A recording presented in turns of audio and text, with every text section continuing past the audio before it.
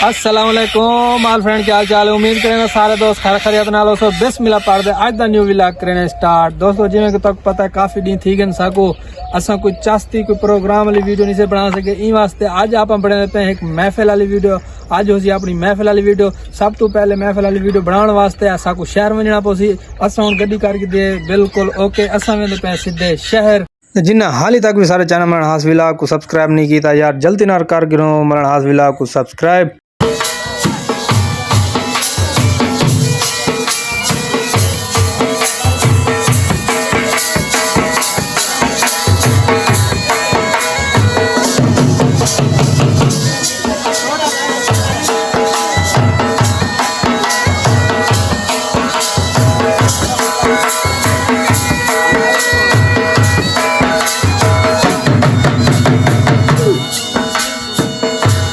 वाल सी काफ़ी सफ़र करने के बाद अस पहुँचने गेलेवाल शहर के अगू रक्शे वाला वेंदा पे गाल अड़ के साको काफ़ी देर थी गई साको साइड नहीं देंदा पिया। छोर को मैं तू मोटरसाइकिल आराम नाल कर गए पिछू धूड़ आँदी पी सारी अगू तो तू आराम नाल जोल पिया लेकिन अस वाल आराम नाल कर गए क्योंकि तो पता है सामने देखो साइड हाँ पासू क्या नहीं असा कि एक जरूरी नहीं अगू कढूँ वाल अस शहर जो ही पहुँचते अज छोर को एक मुर्गा नवा फसामी अज नवा छोर फसामी मैं कि चलो अज जोल दे को खर्चे करवा देने वाल सारे रस्ते तय थे कि अस जोल दे पहले और सब तो पहले बिरयानी खासूँ तो यह अस हम शहर वाले पास रुख कर गए। सारे शहर गेलेवाल माशाअल्लाह जी बिरयानी पकती असें क्या ही बात है। बंदा इवें उंगलियां चट्टन पै वेंदे एक दफ़ा तो बंदा जड़ा खांदे ही बिरयानी को तो ये बिरयानी शॉप से शहर के बिल्कुल बाज़ारां दे विच ते असां हुण ई टाइम वेंदे पे बाज़ार दे विचों थी के सीधा बिरयानी शॉप अगू सामने बिरयानी शॉप आ गई है। ते शहर डिठे से सारे बंदे इवें हाथ बात के बैठन क्योंकि गाहक हैं कहना वाल छोर मोटरसाइकिल इतना खड़ा मन पै गया मैं बई इतना धोपे इतना ना खड़ा जो अंदर खड़ो एक तो इतना सफाई करेंदा खड़े तो दूजी गाल अंदर खड़ो अपनी मोटरसाइकिल कोई ब्रांड है आम कहनी वाल असां को अंदर खड़ा देने छां दे उत्ते छोर खड़ेंदा पे छां दे वाल असां आवेने सही सीधा मोटरसाइकिल खड़ा के बिरयानी वाली दुकान दे उत्ते इतना सही देखो सामने चिकन बिरयानी वाली शॉप ते आ गया। माशाअल्लाह क्या ही खूबसूरत नज़ारा है सही क्या सफाई सुथराई है ई बिरयानी शॉप दी। बहुत दूर दूर तो आवाम आँदी है इतना कि खावन वास्ते। बहरहाल अज असा भी पहली दफ़ा इतना ट्राई कराने आए बैठे हैं। बस दुआ करो कि ज़बरदस्त निज़ाम होवे।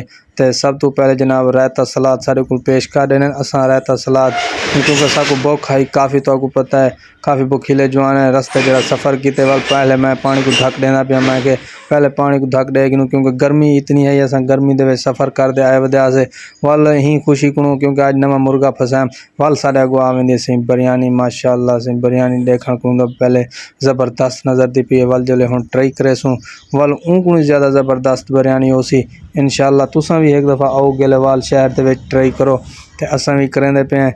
तो ये हुण असां पहले जिन दोस्त फिरा खाने हो सब तो पहले तो अपने व्यूवरां को पुछना चाहिए जिन दोस्त फिरा खाने जी बिस्मिल्लाह ना ये छोड़ दो मेरे नाल जड़ा बैठे ये दवल सी रुकदा ही नहीं ना कहीं आख्या ना ये देखो सी लैग पीस विच देखो माशाअल्लाह क्या ही लैग पीस हैं।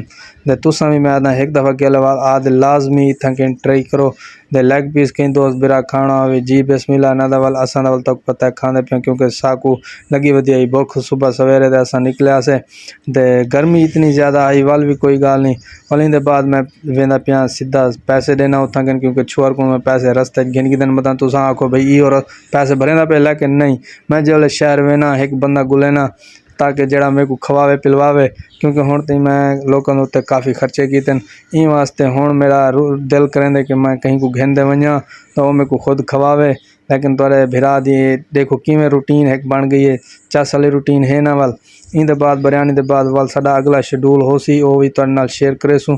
बिरयानी खादी इन बाद अस फौरन वेंदे पे अज क्योंकि दुकान का समान काफ़ी शार्ट है चोर को मैं कट मोटरसाइकिल हम सीधा जिलों आप उतना करियाना स्टोर दे उतों को आप अज चावने ढेसर का समान चाह के वाल जूँ ही समान तुहाडे नाल शेयर करे सूँ इंशाअल्लाह समान काफ़ी है।